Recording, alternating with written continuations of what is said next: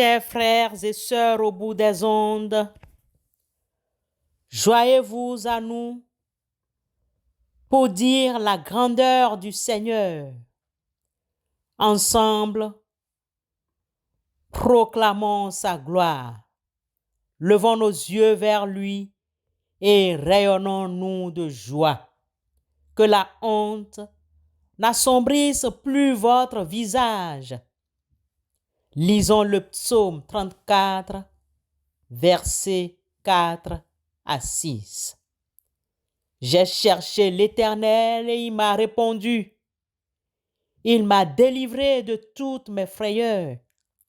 Quand on tourne vers lui les regards, on est rayonnant de joie et le visage ne se couvre pas de honte. Quand un malheureux crie, l'Éternel entend et il le sauve de toutes ses détresses. Amen.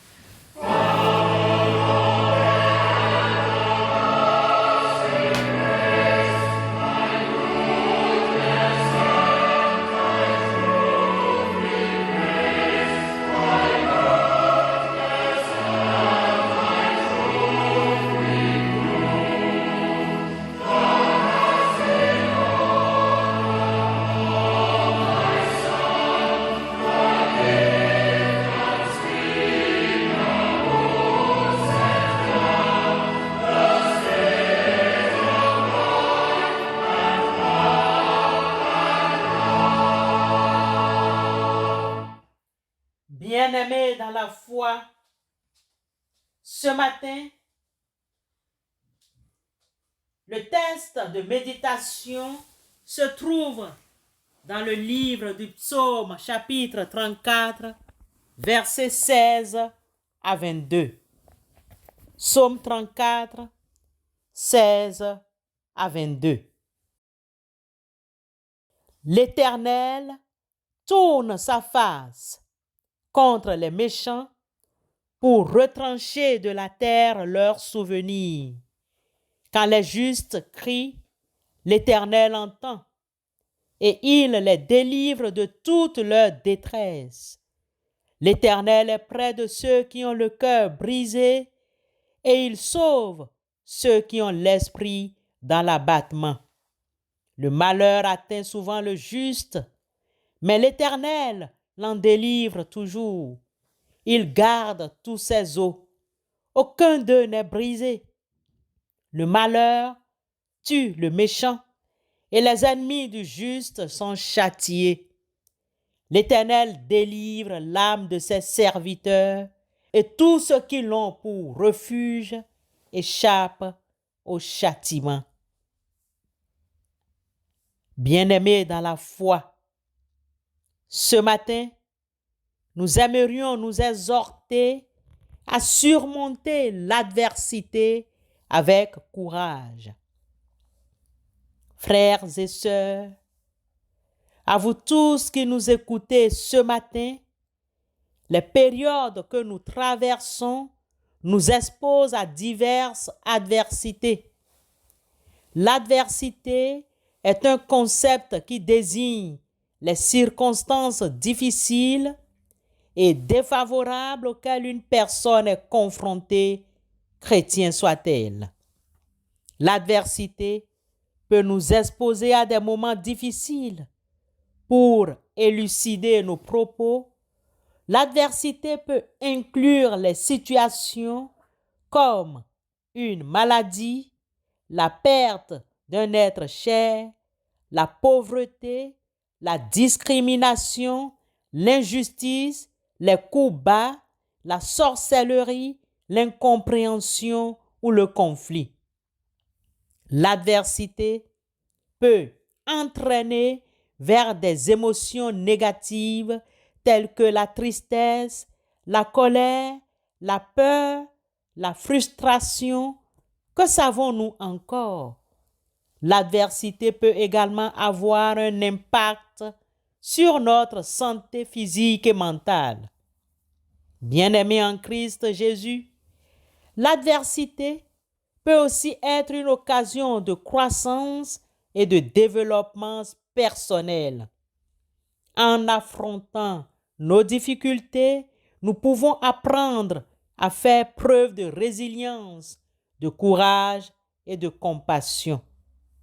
Nous pouvons également développer de nouvelles compétences et aptitudes. Cependant, notre problématique demeure: comment surmonter l'adversité avec courage? Nous pensons vous donner 3 orientations spirituelles parmi tant d'autres pour faire face à l'adversité. Le texte que nous venons de lire ou d'écouter, c'est-à-dire le psaume 34, 16 à 22, nous permet de retenir que même dans nos moments les plus sombres, nous ne sommes jamais seuls. Le Seigneur est toujours avec nous, particulièrement lorsque nous sommes au plus bas, lorsqu'on a le cœur brisé et l'esprit abattu. C'est une promesse de réconfort et de salut divin qui transcende nos souffrances terrestres. Un ami pasteur a l'habitude de dire que le chêne le plus puissant de la forêt n'est pas celui qui est protégé du vent, de la pluie et du soleil, mais bien souvent celui qui y fait face. En d'autres termes, nos épreuves peuvent nous fortifier et c'est dans l'adversité que notre vraie force se révèle.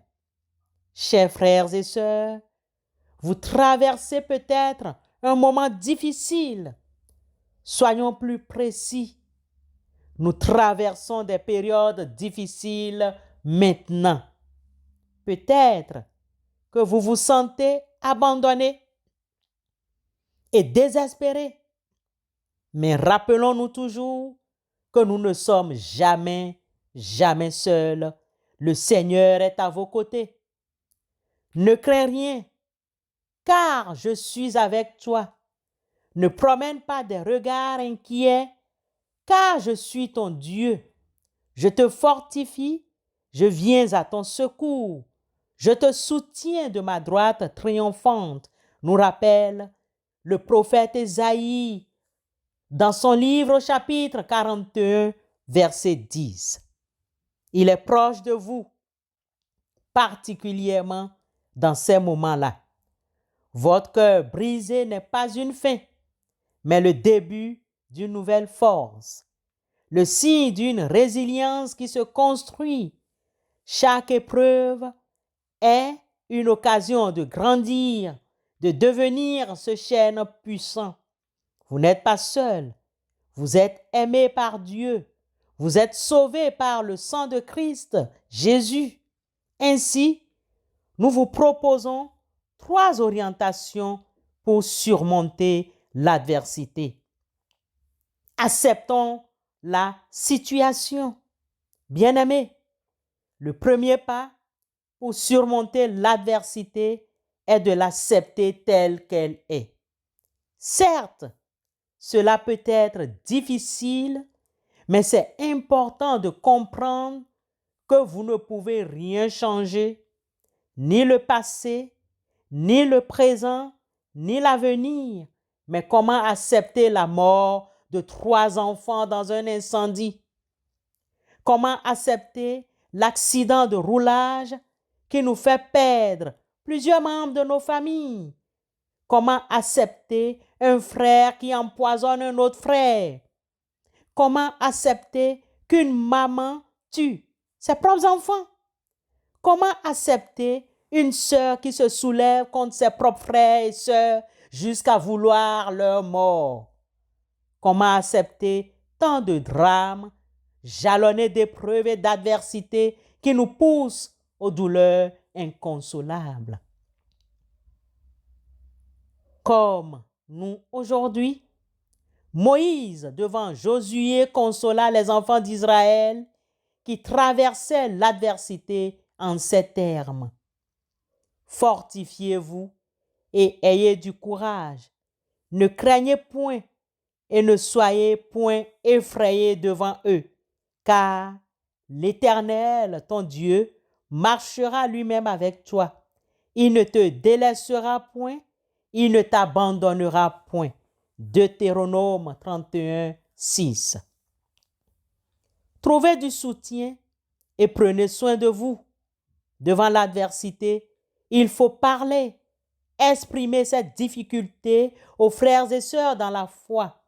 Nous disons frères et sœurs dans la foi et non des amis de l'Église.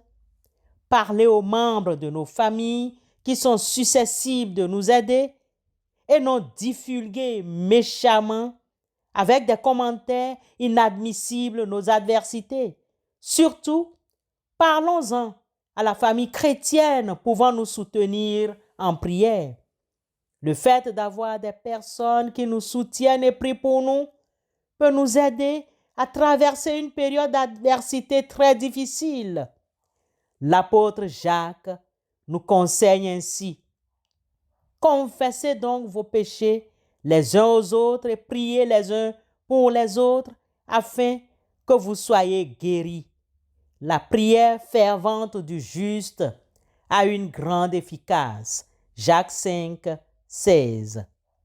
Paul l'apôtre, dans Éphésiens 6, 18, nous conseille de faire en tout temps, par l'Esprit, toutes sortes de prières et de supplications.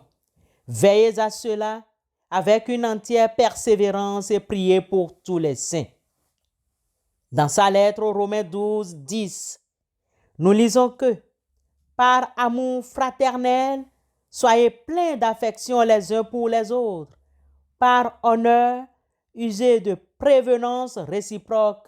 Aussi, le livre aux Galates 6, 10 ne nous demande-t-il pas de pratiquer le bien envers tous et surtout envers les frères en la foi pendant que nous en avons l'occasion? Bien-aimés, assurez-vous de manger sainement, de faire de l'exercice et de dormir suffisamment. Prendre soin de notre santé physique et mentale nous aidera à faire face à l'adversité. Soyez patients. Il faut du temps pour surmonter l'adversité. Ne vous découragez pas si vous ne voyez pas les résultats immédiatement. Continuez simplement à avancer et vous finirez par y arriver. Car dans la première lettre aux Thessaloniciens 5, 14, Paul l'apôtre nous exhorte en ces termes: nous vous prions aussi, frères, avertissez ceux qui vivent dans le désordre, consolez ceux qui sont abattus, supportez les faibles, usez de patience envers tous. Bien-aimés, le terme grec utilisé par l'apôtre Jacques, hypomone, est traduit dans nos versions françaises par patience, constante, endurance, suggère l'action de supporter sans fléchir ou sans se laisser entamer. Est-ce bien l'attitude générale de Job au sein de l'épreuve? Ce dernier offre-t-il au monde le spectacle d'une foi stoïque et impassible? Persiste-t-il longtemps dans l'admirable logique qu'il soutient en face de la vague déferlante des premières adversités? L'Éternel a donné et l'Éternel a ôté. Que le nom de l'Éternel soit béni. Job 1, 21. Quoi? Nous recevons de Dieu le bien et nous ne recevrions pas aussi le mal. Job 2, 10. Somme toute, chers frères et sœurs en Christ Jésus, chers amis, à vous tous qui nous écoutez, rappelez-vous que vous n'êtes pas seuls dans cette épreuve. Nous ne sommes pas seuls dans cette adversité. Tout le monde traverse des moments difficiles de temps en temps, avec du courage et de la résilience, vous pouvez et nous pouvons surmonter l'adversité et devenir plus forts au nom du Christ Jésus. Prenez courage, ne craignez point. Voici votre Dieu. Ésaïe 35, 4. Même si les tempêtes, les adversités de ta vie sont violentes, Dieu reste à tes côtés. Dieu est à nos côtés. Amen.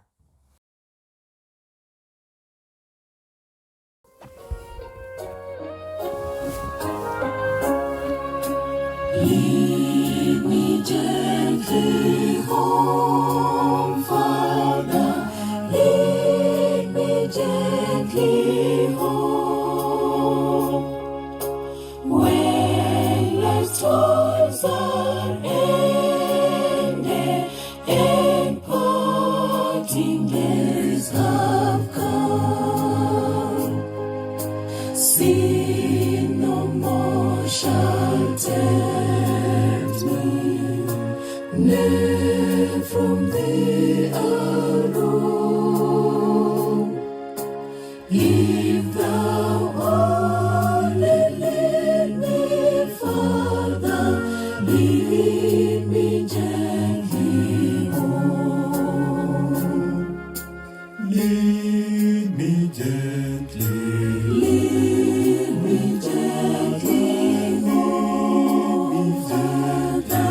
Lead me gently, lest I fall upon the wayside. Lead me gently, gently.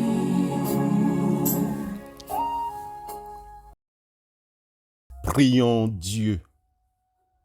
Éternel notre Dieu, à travers cette méditation matinale, accepte nos remerciements. Donne-nous, dans ton amour, la grâce et la force prodigieuse, afin que nous restions combatifs en toutes circonstances. Raffermis notre courage perdu en faveur de ton œuvre. Donne-nous ta ferveur d'œuvrer avec détermination pour le bien. Remplis notre cœur d'amour pour combler ceux et celles que nous croisons sur nos routes et qui ont besoin de notre aide. Permets que nous rencontrions de bonnes personnes. Soutiens les parents, les frères et sœurs qui souffrent le deuil en ce moment. Soutiens-les dans les formalités administratives suite au décès de ses enfants. Oriente les obsèques, s'il te plaît. Éternel notre Dieu, sois leur secours. Donne le courage d'agir sans relâche, Père éternel, pour triompher la justice et la vérité. Accorde-nous une foi inébranlable face à l'adversité. Père éternel, accorde-nous une foi face à l'adversité. Mets ton regard de paix sur les pays qui sont en guerre. Protège l'Afrique des guerres inutiles. Donne ta paix dans le monde. Permets que les efforts que nous fournissons avec enthousiasme pour la paix, ta sérénité et ton évangile portent leurs fruits. Que tes faveurs rendent notre esprit résolu, notre bras puissant et notre cœur vaillant. Nous louons l'immensité de ta grandeur, ô toi notre Dieu, avec reconnaissance et gratitude. Merci d'accomplir ta promesse dans Ésaïe 41, le verset 14. Ne crains rien, faible reste d'Israël. Je viens à ton secours, dit l'Éternel, et le Saint d'Israël est ton sauveur. Au nom du Christ Jésus, Éternel notre Dieu, nous te prions, sois notre soutien. Amen.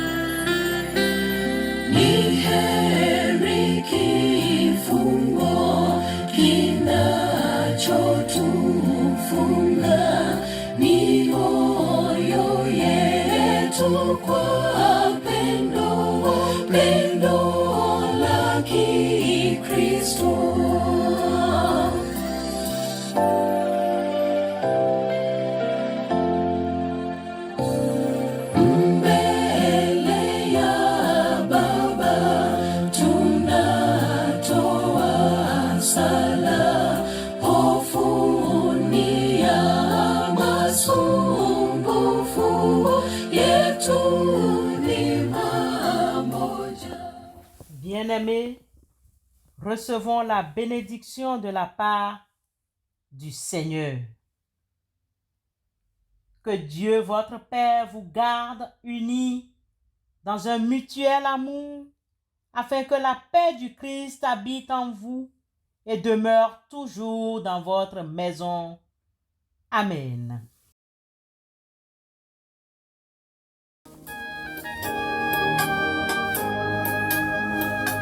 I found a friend, oh such a friend. He loved me ere I knew him. He drew me with the cords of love, and thus he bound me to him. And round my heart still closely twined those ties which not can sever. For I am his and he is mine forever.